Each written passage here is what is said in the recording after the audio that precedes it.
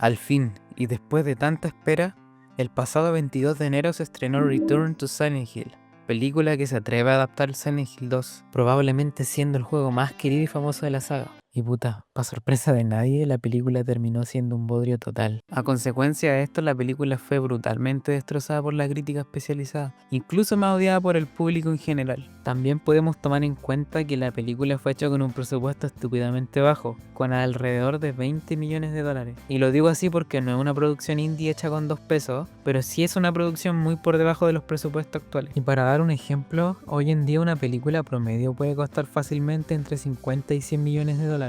Y a pesar de eso, Return to Silent Hill no logró recuperar el poco dinero que habían invertido, logró recaudar apenas 26 millones de dólares, siendo un total fracaso comercial. Todo esto era algo que se veía venir incluso antes del estreno de la película, ya fuera por la pésima elección del elenco que poco y nada se parecen a los personajes originales, o por la cantidad absurda de libertades creativas que se toma el director, como esta ceniza tipo nieve que cubre Silent Hill ahora, o incluso en ciertas partes donde suena una sirena rara y James se traslada como a un tipo infierno, a una versión paralela de Silent Hill, algo similar a lo que pasa en Silent Hill 3. Todo esto haciendo que la película se aleje casi por completo de lo que era el material original. Aún así es una decisión que igual puedo llegar a entender.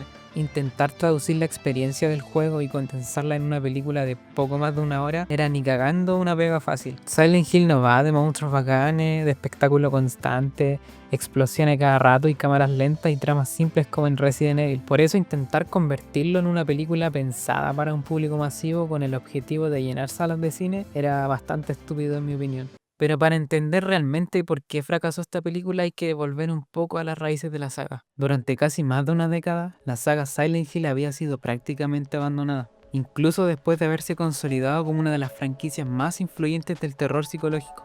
Sin embargo, este prestigio comenzó a deteriorarse con el paso de los años, como resultado de una racha de juegos que no estuvieron a la altura de sus predecesores, perdiendo progresivamente de la identidad que tanto caracterizaba esta saga. Y esto se debe principalmente a la disolución de Team Silent en 2007, que fueron los autores de los 4 primeros juegos de la saga. Y a raíz de esto, Konami delegó el desarrollo de la saga a estudios externos, dando lugar a títulos como Silent Hill Homecoming y Silent Hill Downpour, que si bien intentaron mantener la esencia de la saga, no lo lograron, y recibieron una recepción más crítica de parte del público.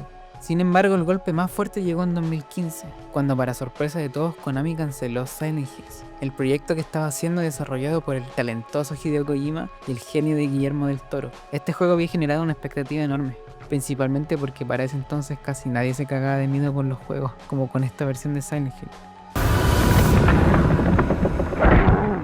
La cancelación del juego no solo decepcionó a los fans, sino que también marcó un quiebre profundo en la confianza hacia Konami y la propia saga Silent Hill.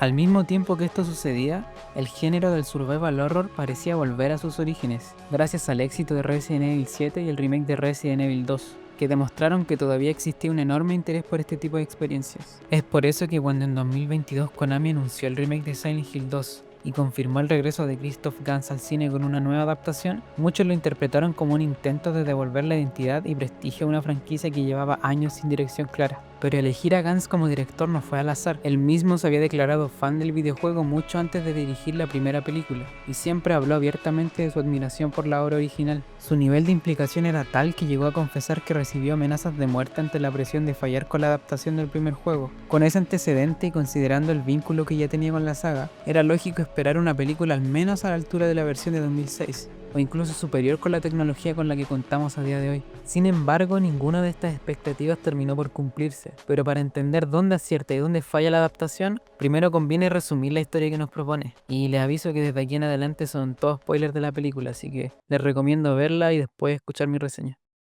La película ya parte siendo distinta al juego. En lugar de situarnos directamente en Silent Hill, nos muestra a James conduciendo por la carretera, cuando por accidente casi choca con un camión, y por tratar de esquivarlo es que termina chocando con unas maletas que resultan ser de Mary, la cual estaba a punto de irse del pueblo, pero al final el bus termina partiendo sin ella, dejándola varada. Ahí es cuando James le ayuda a recoger su equipaje, y luego de hablar un rato le ofrece llevarla de regreso a Silent Hill.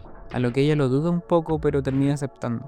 Hay varias cosas de esta escena que valen la pena señalar. La idea de mostrarnos cómo se conocieron James y Mary en teoría funciona como un aporte interesante al lore. Nos ayuda a ver el vínculo de manera más humana, lo hace más real y aparte nos da un origen que el juego nunca nos entrega. Pero si lo vemos de manera más crítica, algo en esta escena carece de sentido, porque si Mary estaba a punto de irse de Silent Hill y estaba completamente decidida a hacerlo, ¿por qué aceptaría regresar tan fácilmente?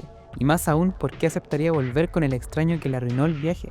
Luego de esa secuencia la película hace un salto de tiempo, donde nos muestra un James mucho más deteriorado que se encuentra borracho en un bar, mientras su teléfono suena insistentemente con llamadas de la que podemos asumir es su psicóloga. Un personaje que apenas tiene peso narrativo porque la película introduce esta figura como si fuese a cumplir un rol importante en la exploración psicológica del protagonista, pero su trama nunca se desarrolla a profundidad realmente. Más tarde, luego de que lo expulsaran del bar, vemos que James está en su departamento, contemplando un extraño cuadro de Mary que le provoca dolores de cabeza, para luego encontrar una carta de la misma Mary, donde dice que lo necesita y que está en Silent Hill. Y a diferencia del juego, donde la carta está cargada de sentimiento y un profundo misterio, aquí el mensaje resulta mucho más simple y directo, perdiendo buena parte de la fuerza simbólica y misticismo que impulsan a la historia original.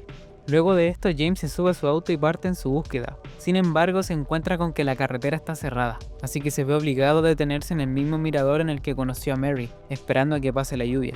Y ya cuando amanece se baja del auto y entra en el baño, replicando de manera exacta la escena del videojuego. Más adelante, James entra en el cementerio de Silent Hill, y es ahí donde ve por primera vez a Angela, la cual se encuentra apilando sacos en el río para evitar que avance el agua. Esto debido a inundaciones que hay en el pueblo, mismas inundaciones que obligaron a la gente de Silent Hill a irse. Y además le explica a James que las cenizas que cubren el pueblo son producto de los incendios que empezaron ese mismo verano. Y es entonces que después de hablar un rato es que James sigue su camino. Después del encuentro con Angela podemos ver que el recorrido de James es similar al del material original. Explora el pueblo y visita lugares conocidos del juego, hasta que se encuentra con varios monstruos, a la vez que el pueblo se comienza a transformar y parece cambiar de realidad incluso.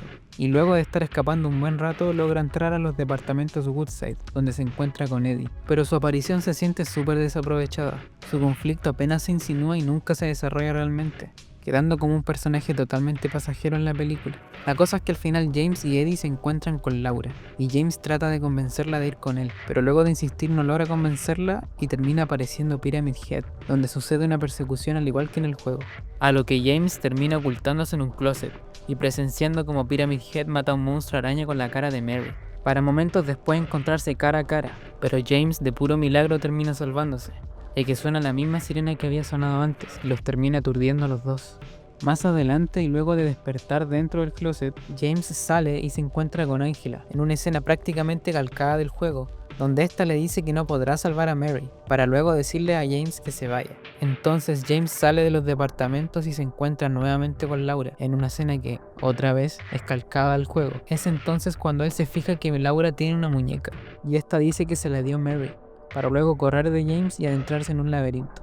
Ya más avanzada la trama y ya saliendo del laberinto, James se encuentra con María, que para la narrativa que lleva la película no tiene ningún sentido, porque María representa la sexualidad y el deseo reprimido de James. Pero el problema es que en la película nada de eso se trabaja, no se profundiza en la represión, ni el deseo, ni la culpa de James. Entonces el personaje de María queda como alguien que simplemente aparece porque tiene que aparecer, no porque tiene algún peso simbólico detrás. Luego de estar hablando un buen rato, María y James entran al hospital Brookhaven, donde ambos se ponen a buscar pistas del paradero de Mary. Los dos se pasan un rato buscando hasta que María encuentra archivos sobre la enfermedad de la misma Mary, a lo que saltamos a un flashback revelador. Resulta que Mary es hija de un líder de una secta en Silent Hill, líder que la envenenaba desde que era niña, además de ser usada como objeto de ritual por parte del pueblo, algo que James presenció y fue lo que provocó un quiebre en la relación.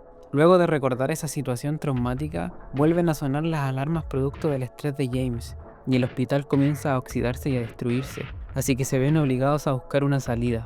Y es entonces que después de recorrer el edificio se encuentran con un grupo de enfermeras, así que los dos corren a un ascensor, y mientras James lucha con el grupo de enfermeras, una logra entrar y herir a María de gravedad, pero justo se alcanzan a cerrar las puertas y el ascensor baja, así que James cura a María y la deja en un lugar seguro, y decide seguir con la búsqueda de Mary.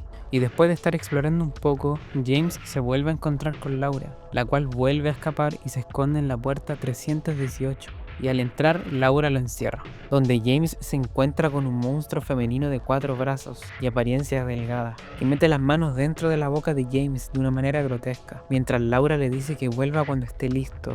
Y de un momento a otro vemos como James despierta en un hospital y aparece su terapeuta, donde ésta le dice que Mary murió hace mucho tiempo y que nada de lo que vivió es real.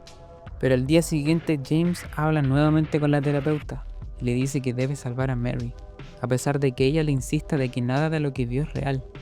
Y ahí es cuando de alguna forma James vuelve a la versión trastornada de Silent Hill, apareciendo al lado de María, y a pesar de que ella intenta convencerlo de quedarse juntos e irse, James decide bajar al sótano de todas formas, un espacio con forma de laberinto y paredes que están cubiertas de cuadros de Mary. Y más que un simple escenario, el lugar funciona como una representación del estado mental de James, donde se pone a viajar entre recuerdos, hasta que llega a uno donde se encuentra borracho en su departamento, donde por alguna razón termina cayendo al agua, para terminar despertando a las afueras del Hotel Lakeview, donde luego de entrar se vuelve a encontrar con Laura, y la enfrenta, y ella le dice que está ahí con el objetivo de hacerle recordar, preguntándole a James cuál es el nombre completo de Mary. Y ahí es cuando nos enteramos que el nombre completo de Mary es Mary Angela Laura Crane, siendo Angela representación del abuso sufrido por su padre durante su adolescencia, y Laura siendo Mary cuando era niña. Luego de eso vemos a James seguir a Mary por los pasillos del hotel en llamas, hasta que llega a la azotea, donde ve una cama y un cuerpo envuelto en sábanas.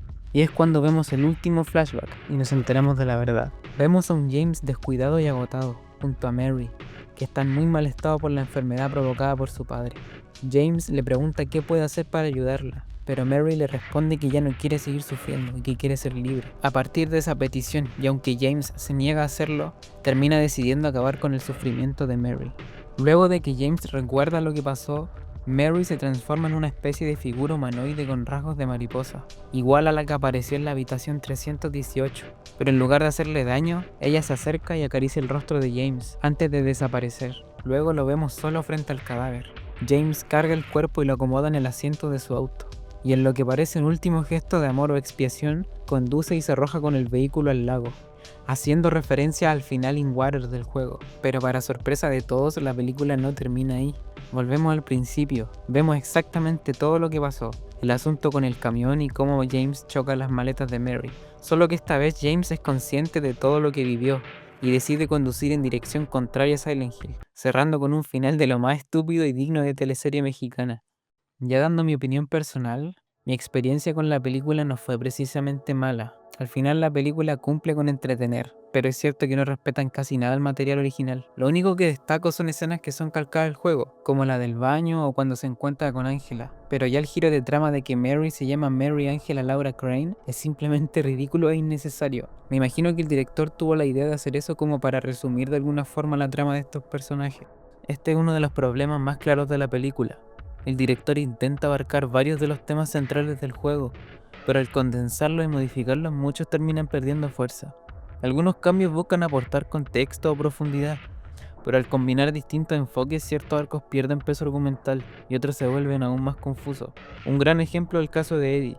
Su desarrollo es casi inexistente, y decisiones como presentarlo enfermo con peste o algo así no terminan de integrarse con claridad en la narrativa. A esto se suman elementos de películas anteriores, como la ceniza que cae constantemente sobre Silent Hill, o la sirena que suena en determinados momentos. Este último recurso proviene directamente de la película de 2006, donde estaba asociada a la iglesia, y a una lógica interna de la película. Sin embargo, en esta nueva entrega esa iglesia ni aparece, ni tampoco existe, así que no tiene sentido que esté. También siento que existe una sobreexplicación de la trama, en momentos donde el material original funcionaba mejor desde la ambigüedad. La película parece querer ordenar todo y justificar todo, cuando parte del impacto del juego está precisamente en eso, lo simbólico y lo incierto.